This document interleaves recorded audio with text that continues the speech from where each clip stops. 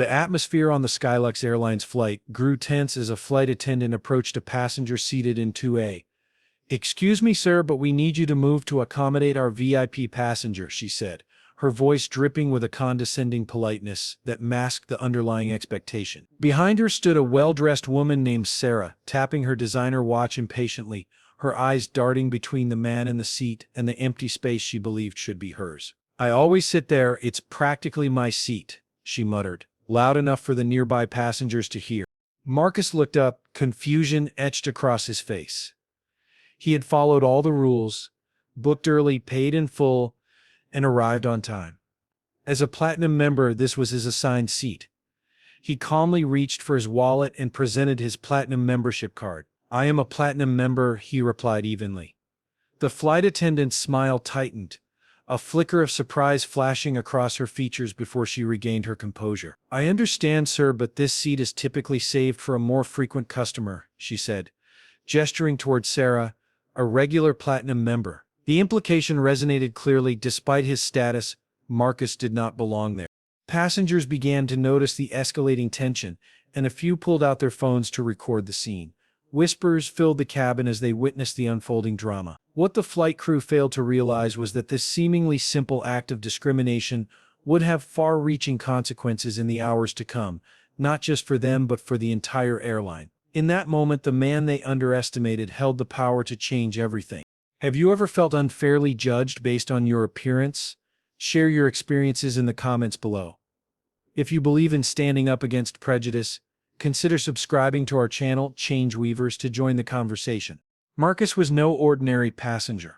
At 42, he was the founder and CEO of Tech Innovations, a groundbreaking company valued at $2.8 billion that specialized in AI-driven customer service solutions. Ironically, his technology aimed to identify and eliminate bias in customer interactions, an issue he was now facing firsthand. Born and raised in Southside Chicago, Marcus's journey to success was anything but easy.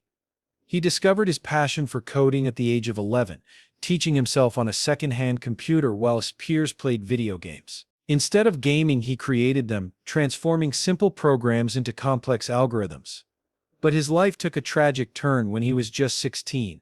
His father was murdered in a violent incident that shook their community. Standing at his father's grave, Marcus made a promise to himself. He would work tirelessly to ensure that people were seen as human beings first, regardless of their background. This promise fueled his relentless dedication over the next 2 decades. Starting his company in a cramped apartment, he often coded for 18 hours a day, juggling odd jobs to pay the bills. Earlier that day, security cameras captured a glimpse of his character as he helped an elderly woman struggling with her luggage at the airport, patiently guiding her to her gate. He held doors open for strangers and thanked every service worker by name, tipping generously not out of obligation but because kindness was ingrained in his character. Now, as he settled into his first-class seat, a seat he had specifically chosen for its extra legroom as he needed to work during the flight, Marcus prepared to deliver a keynote address at the Global Ethics and Technology Conference. Little did he know that the events about to unfold would test not only his resilience but also the very principles he had built his life and career upon. As Marcus settled into his seat, the tension in the cabin began to escalate. The flight attendant, Jessica, approached him once more, her demeanor shifting from polite to somewhat demanding. "Sir, we have a frequent platinum member who usually sits in this seat," she insisted, leaning closer. "Could you please move to another seat?" Her tone, while ostensibly courteous, carried an undercurrent of expectation that suggested compliance was the only acceptable response. Marcus looked up from his tablet, confusion evident on his face. "I'm sorry, but this is my assigned seat," he replied calmly, showing her his boarding pass. Sarah stood in the aisle, her annoyance palpable. "I always sit there on this route. It's practically my seat," she declared, her voice dripping with entitlement. The discomfort among the nearby passengers grew as they witnessed the unfolding confrontation, many of whom were now recording the encounter on their phones. Jessica hesitated, glancing between Marcus and Sarah. "Perhaps you'd be more comfortable in another section," she suggested, clearly implying that he would not be offered another first-class seat. Marcus maintained his composure. "No, thank you. I specifically chose this seat for the legroom so that I can work during the flight." The situation took a darker turn when Sarah, seemingly innocently approached the overhead compartment, only to discreetly slip a stack of cash into Jessica's pocket. "I appreciate your help with this," she whispered, her words unmistakably loud enough for nearby passengers to hear. The atmosphere in the cabin shifted dramatically. What began as a simple seating dispute now morphed into something far more sinister, a blatant act of bribery. The tension was palpable, with passengers exchanging glances and murmuring among themselves. As the confrontation intensified, it became clear that Marcus was not just fighting for his seat, he was standing up against a discriminatory system that sought to privilege one passenger based on appearance. The stakes had been raised, and the eyes of those around him were now fixed on the unfolding drama. As the situation escalated, Trevor, the cabin supervisor, approached Marcus with an air of authority. "Sir, we need you to move to accommodate our VIP passenger," he announced, his voice loud enough for nearby passengers to hear. The condescending tone in his words made it clear that this was not a request but a directive. Marcus looked up, maintaining his calm demeanor, though he felt the familiar weight of frustration. "I've already shown my boarding pass and platinum status," he replied steadily. "This is my assigned seat." Trevor's expression hardened. "Perhaps you're unfamiliar with how things work on this airline," he said, leaning in closer, as if speaking to a child. "We prioritize accommodating valued customers who have specific seating preferences." The passengers around them shifted uncomfortably, sensing the growing tension.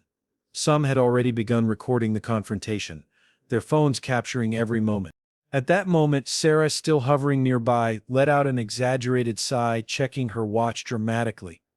"I have an important meeting immediately after landing," she declared, her impatience palpable. "I need my usual seat." "This is absurd." The murmurs of the other passengers echoed her sentiments, and a few even began to voice their support for Marcus, recognizing the injustice unfolding before them.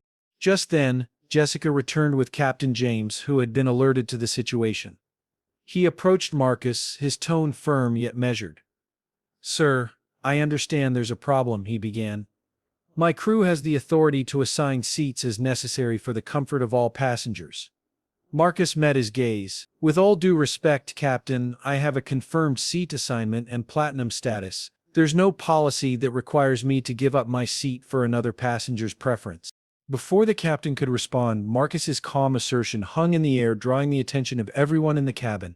The tension was palpable as the passengers held their breath, waiting for the next move. It was becoming increasingly clear that what should have been a routine flight was now spiraling into an unforgettable confrontation, with stakes that far exceeded a simple seating dispute.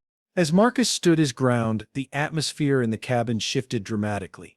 The captain, sensing that the situation was escalating beyond his control, took a step back and began speaking urgently into his walkie-talkie. Meanwhile, Marcus remained seated, his resolve unwavering. He knew that he was being unjustly targeted, and he refused to allow this blatant act of discrimination to go unchallenged. Within moments, 2 security officers boarded the plane, their presence signaling a serious escalation. They walked purposefully down the aisle, following the captain's gestures directly to Marcus's seat. The cabin fell silent, all eyes glued to the unfolding drama. "Sir," one of the officers said, "we've been informed that you need to leave the aircraft." Marcus nodded, maintaining his dignity. "I'd like to know the specific airline policy I'm violating," he calmly replied. "I'm sitting in my assigned seat with a valid boarding pass and platinum status." The officers exchanged uncomfortable glances, realizing they were being asked to enforce a decision that contradicted standard airline procedures. "You need to gather your belongings and come with us," the second officer stated, avoiding Marcus's question. The tension in the cabin thickened as murmurs of disbelief spread among the passengers. They began to grasp the absurdity of the situation, an innocent man being removed for refusing to yield to prejudice. As Marcus collected his belongings, he caught a glimpse of Sarah, who wore a smirk of satisfaction, believing she had triumphed. But unbeknownst to her, the passengers were starting to rally behind Marcus, voicing their support. "This is wrong," one man exclaimed. "He hasn't done anything," another passenger chimed in. "I'm recording all of this." With his head held high, Marcus walked past the crew, who were now visibly uneasy. As he stepped off the plane, he quickly texted his COO, Elise, detailing what had just transpired. He knew that this incident was not just a personal affront, it could be a pivotal moment in addressing systemic discrimination. Unbeknownst to everyone involved, ripple effects of this confrontation were just beginning, and Marcus was determined to seek justice for himself and for others like him. As Marcus stepped off the plane, he felt a mix of anger and determination. He quickly composed a text message to his COO, Elise, detailing the humiliating incident he had just endured. "I've been removed from a Skylux flight due to discriminatory treatment," he typed, his fingers moving swiftly across the screen. He knew he had to act fast. This was more than just a personal grievance, it was a chance to expose the systemic bias that still plagued society. Meanwhile, back on the aircraft, the mood shifted drastically. Sarah, now comfortably seated in Marcus's vacated spot, savored her perceived victory. Jessica, the flight attendant, approached with a glass of champagne, attempting to placate her. "I'm so sorry for the disruption, Miss Johnson," she said, her voice dripping with false reassurance. "We want to make sure your flight is perfect." However, the camaraderie between Sarah and the crew was an uneasy one, as whispers of the incident began to circulate among passengers who had witnessed the confrontation. In the Skylux headquarters, panic set in as news of the incident began to spread. Richard Williams, the CEO, received a frantic call from the Public Relations Department. "Sir, a video is going viral showing a passenger being unjustly removed from a flight. It's not just any passenger, he's the CEO of a major tech company," the PR director explained, urgency evident in her tone. As Williams watched the footage, his expression shifted from disbelief to horror. The clear evidence of discrimination and the bribe exchanged between Sarah and the crew painted a damning picture. Meanwhile, Marcus gathered his executive team in a private conference room. "The video has already reached millions of views," Elise reported, her eyes wide with determination. "This is bigger than we anticipated." They quickly strategized on how to leverage the situation, knowing that their fight for justice could lead to meaningful change in corporate practices. With the stakes higher than ever, Marcus was ready to confront Skylux Airlines. He understood that this moment could not only redefine his own future but also challenge a culture of discrimination that needed to be dismantled. As the discussion intensified, they prepared for the backlash that was sure to come, knowing that accountability was not just a demand, it was a necessity for progress.